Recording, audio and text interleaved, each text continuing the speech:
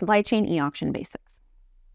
This course on e-auction basics provides you with an excellent baseline knowledge of how e-auctions work and their uses as a negotiation tool. E-auctions, also known as reverse auctions, often get a bad reputation with procurement teams, technical teams, and suppliers.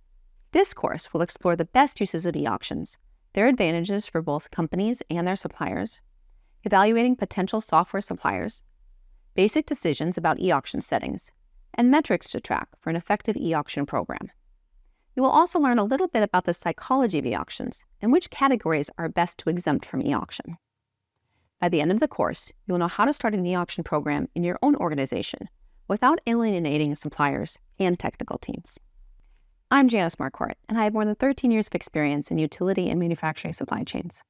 Before working in supply chains, I designed equipment as a design engineer and hold a master's degree in mechanical engineering and an MBA.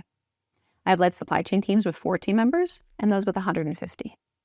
I implemented and led an e-auction team at a large energy utility conglomerate for 3 years, during which we ran up to 2,400 e-auctions each year and e-auctioned all purchases in all categories of $100,000 and greater. Please join me in building a great e-auction program that adds value to your business.